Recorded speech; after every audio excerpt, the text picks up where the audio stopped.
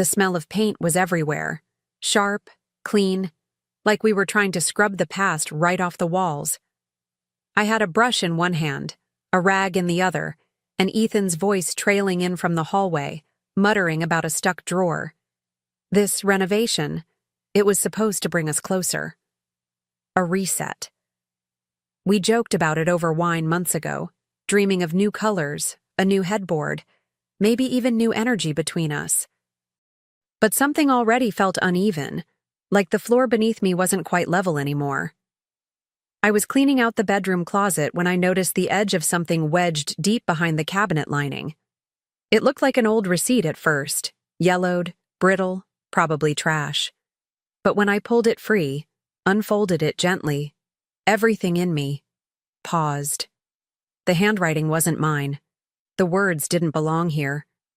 I miss you every night. She'll never know what we had behind those walls. My fingers went numb before I even finished reading. It was signed with a name I didn't recognize. But that wasn't the part that cut me open. The part that shattered the air was knowing. It happened here. In our house. In the room where I dreamed. Cooked. Slept. Cried. I stood there, letter in hand, the walls suddenly feeling closer than they had a minute ago.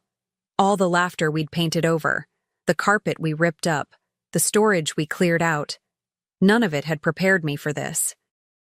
It was like the house itself had been waiting, silently, to tell me. And now that it had, I couldn't unknow it. I couldn't unfeel it. I didn't scream. I didn't cry.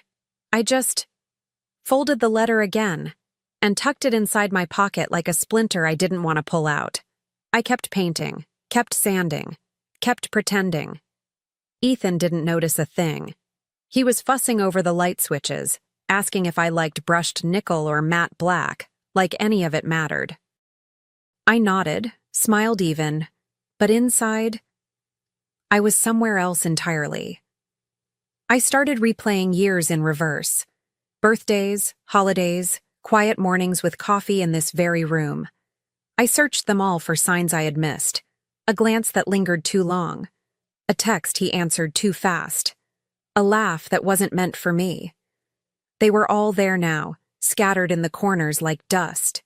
And that name, the one at the bottom of the letter, it echoed. Not loudly, but enough to sting. I whispered it once, just to feel how it sat on my tongue. Strange. Foreign. And yet, she had once stood here, hadn't she? With him. Behind these same walls. Touching what I thought was only mine. I felt violated by memories I hadn't even lived. Every creak in the floorboard became a whisper I couldn't quite translate. But I stayed silent. Not because I forgave him, but because I needed to understand the full shape of the lie. That night, when Ethan fell asleep beside me, snoring softly like he had nothing to hide, I lay awake tracing the ceiling with my eyes. The ceiling we'd just repainted together. Good as new, he'd said earlier. But I knew better now. Nothing here was new. Not really. I had cleaned every surface, dusted every shelf, but the rot wasn't in the wood. It was in the trust. I didn't know what I was going to do yet, but I knew this. If he had hidden pieces of himself in these walls, then maybe I could start hiding a few pieces of my own. The next morning, I made coffee just like I always did. Same mug, same spoon clinking gently against ceramic. Ethan came into the kitchen, kissed the top of my head, and joked about how sore his back was from crouching inside the linen closet. I smiled. Told him we were almost done. Almost. He didn't see my hands trembling slightly as I stirred the sugar. Didn't notice how long I stared at the steam rising, like it could show me what to do next. But I was already working on something, quietly, internally. A reconstruction of my own. Later that day, while he was on another quick errand, I pulled the letter from my sock drawer where I'd hidden it. I held it up to the light, studied every loop of her handwriting. There was something intimate about it, almost cruel, like she knew I'd find it someday. Or maybe she never thought I would. Either way, it was careless. And Ethan. He was counting on time to bury it. But time had turned, hadn't it? And I was no longer the woman who overlooked things. I was peeling back more than paint now. I was scraping at layers I hadn't dared to touch before. I didn't cry. Not even when I found her name in an old email chain buried in his archived folders. A former colleague he hadn't spoken to in years, or so he claimed. Her name sat there, quiet and unassuming, but I could feel it pulsing. My fingers hovered over the mouse as I traced the lie, breadcrumb by breadcrumb. Every detail I found was another chip in the foundation. And even as we polished floors and replaced fixtures, I knew this house was still holding secrets. But soon I'd start building something of my own inside it, and he'd never see it coming. I didn't say a word. Not to Ethan. Not to anyone. There was a strange power in the silence, like keeping the secret gave me the upper hand for the first time in years. He kept moving through our home with the same practiced ease, asking about curtain rods and grout colors, completely unaware that I was studying him like a stranger. Every smile, every offhanded excuse about work, every quick exit for errands, I watched it all. Not like a wife anymore, but like someone gathering evidence.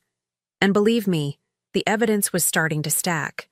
There was a shift in him, subtle, but undeniable. The way he looked at his phone and tilted it slightly away. The tone in his voice when he answered certain calls. Lighter, careful, and the timing. Always just before dinner or right after I went upstairs. He thought he was being slick, but I saw it. I saw all of it.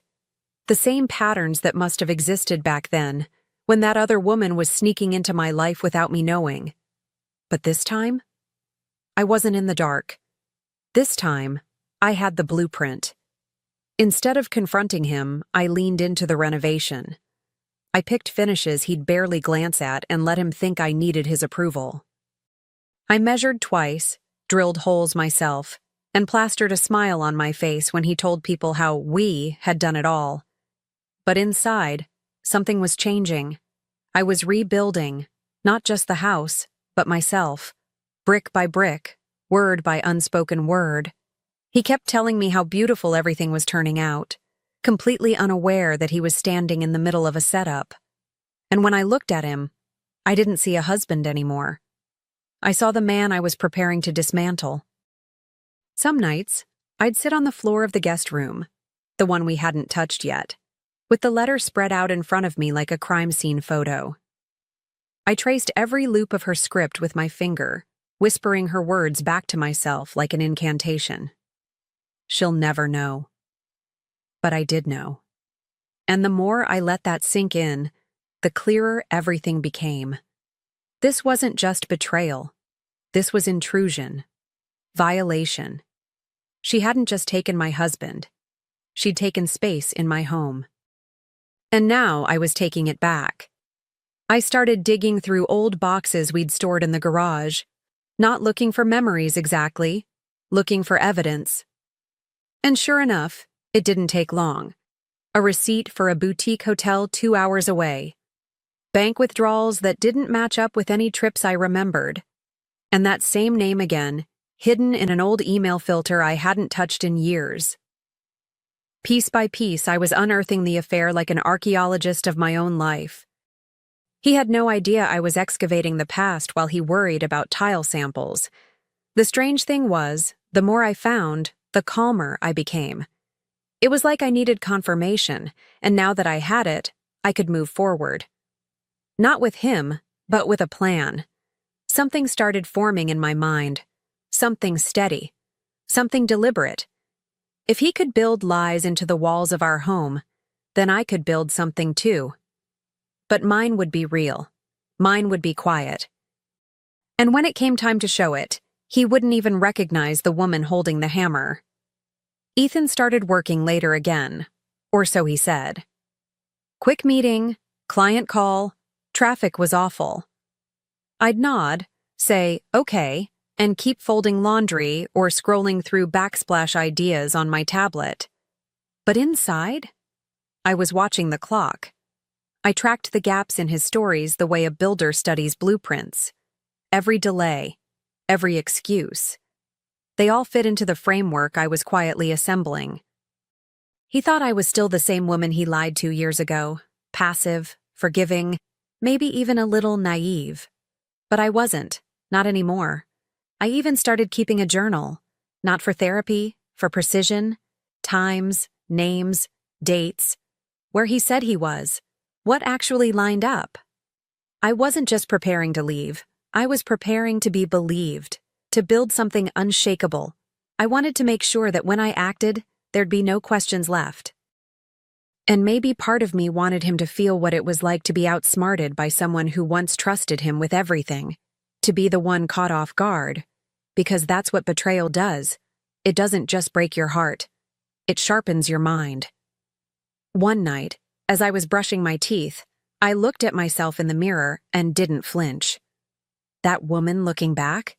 She wasn't broken, she wasn't desperate. She was waiting, steady, calculating, resilient. And in that moment, I knew. This wasn't about saving a marriage. This was about reclaiming a space. My home, my body, my story. And if Ethan thought the worst was behind us, the old fights, the cold silences, then he had no idea what was being built right under his nose. I started small. A suggestion here, a casual comment there. Maybe we should get someone in to help with the closet shelves, I said one evening, swirling a spoon through my tea like it was just another thought. Ethan barely looked up from his phone. Sure, whatever you think. That was all I needed.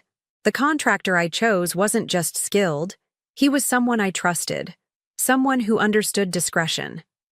I told him I wanted a special compartment installed in the new closet. Hidden storage, I said with a smile. He didn't ask questions. Good men rarely do. While Ethan was out, supposedly buying paint, I gave the contractor clear instructions. Behind the shelf, seamless, concealed. Just big enough for a few documents, and I filled it carefully. The letter, of course, unfolded and still stained with old grief. Then came the rest. Printouts of hotel invoices, screenshots of text threads I'd recovered from an old backup, even a few unexplained bank withdrawals. Evidence, not drama. No tears, no accusations. Just the truth, stacked neatly like files in a case he didn't even know was open. I remember standing there after the contractor left, staring at the finished shelf. It looked ordinary, clean, like every other shelf in every other home. But behind it? There was a story. My story. One I'd been forced to carry in silence, until now. I ran my fingers along the edge, feeling the smooth grain of new wood. It almost felt sacred. Like I'd built something sacred out of something rotten. Ethan walked in minutes later with a bag of takeout, smiling like the world was still intact. I smiled too, and asked if we should invite people over to see the finished work. He liked the idea instantly. A party, a house full of admiration, people marveling at what we'd created together. I could see it light up something in him, that hunger for validation. It made things easier. I let him pick the date, helped him draft the guest list, even suggested we cater from that Italian place his sister loved. All the while, I was rehearsing. Not what I'd say, that would come in time, but how I'd hold myself. Calm, unshaken. I wanted the truth to feel like a mirror held up to his face, one he couldn't look away from. In the days leading up to the party, I played the part so well I almost believed it. I laughed at his jokes, touched his arm when he passed by, even kissed his cheek goodnight. It was like acting in a play no one else knew had a final scene already written. But when he left for those mysterious calls or last-minute errands, I'd return to that closet. Just stand there, hand pressed to the hidden panel. It wasn't about anger anymore. It was about clarity, about setting the stage in a way that couldn't be undone, denied, or rewritten. I even left a note in the compartment, not addressed to him, not signed, just a simple sentence written in my own hand. If you're reading this, then the walls finally spoke. It felt right, like I was giving the house a voice after all it had held in silence. Ethan, meanwhile, was too busy choosing wine pairings and playlist tracks to notice the weight shifting beneath his feet. Let him plan. Let him preen. Because when the night came, the truth wouldn't just fall into the room. It would open like a door he never saw coming. The day of the party arrived crisp and golden, the kind of late afternoon light that makes everything look soft and innocent.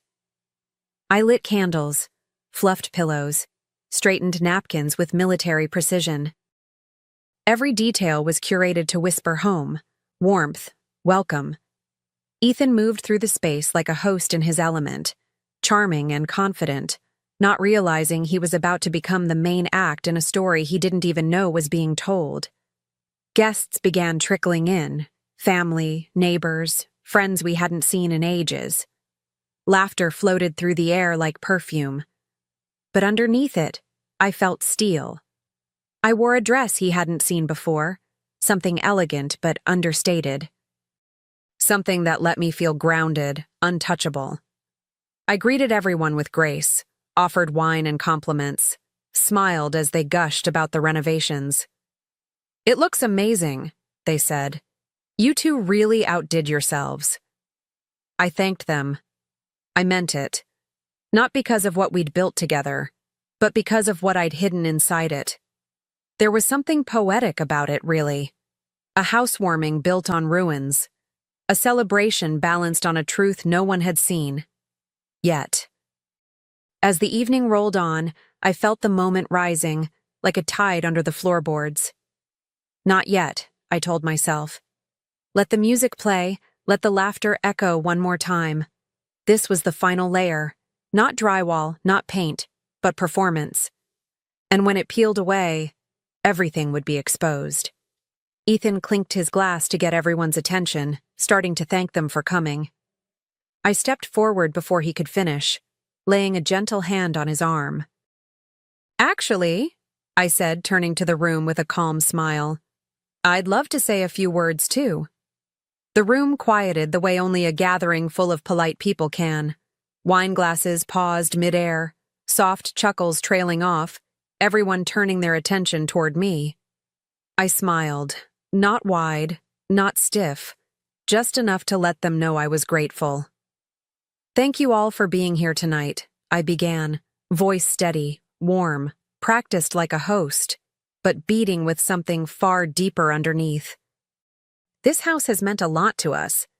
It's seen birthdays, holidays, midnight arguments, and Sunday pancakes. It's held so much, and recently, it revealed something too. I felt Ethan stiffen beside me, not visibly, not yet, but I knew him. I could feel the shift in the air between us. "We found something during the renovation," I continued, turning slightly toward the bedroom doorway. "Behind a wall, tucked away in the back of the closet." My heels clicked softly on the hardwood as I walked down the hall. The room followed me with their eyes. Ethan stayed frozen, probably still trying to guess where I was going. My fingers curled gently around the closet handle. One breath, and I opened it. There it was. Neat. Simple. A small envelope resting exactly where I'd placed it. I reached for it slowly, deliberately, and turned back to the group now crowded in the hallway entrance. "Sometimes," I said softly, holding it up, "we think we know everything inside our home. Every corner, every creak. But some things are buried, quiet, until they're not." I unfolded the letter in front of them. My hands didn't shake. My voice didn't crack. And then I read it aloud. Every word. "I miss you every night. She'll never know what we had behind those walls." The room went completely still. Not a cough, not a whisper. Just the quiet hum of disbelief pressing against the walls. I let the silence sit, let the weight of the words linger in the air like smoke after a fire. Ethan's face had drained of all color. He didn't move. His eyes darted toward me, then to the paper in my hands, then to the people behind me. His lips parted, maybe to deny, maybe to run. But I didn't give him the chance. I simply met his gaze, steady and unflinching. He knew exactly what this was. Someone gasped. I think it was his sister. A friend in the back cleared their throat, awkward and unsure. I stepped forward just a little, folding the letter again, returning it gently to the envelope. That was behind the wall, I said calmly. Hidden like it was never meant to be found. But this house, it tells the truth. Eventually. The closet stood open behind me, like a wound that had finally been uncovered. I could feel the heat of a dozen eyes on Ethan now. Not mine. Theirs. He looked small, almost childlike.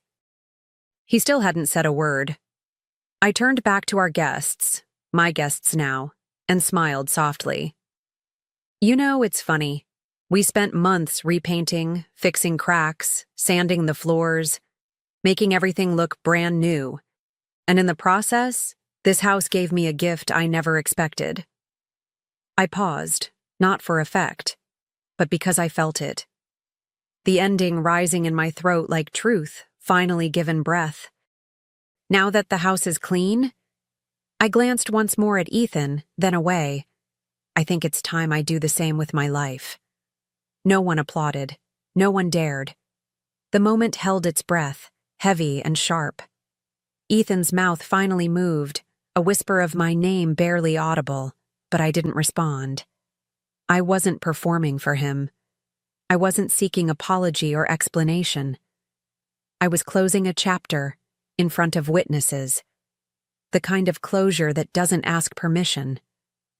I handed the envelope to his sister. Not as proof, but as inheritance. Let her see what her perfect brother had built into my home while everyone else admired the crown molding. Someone quietly backed out of the room. Another pretended to check their phone.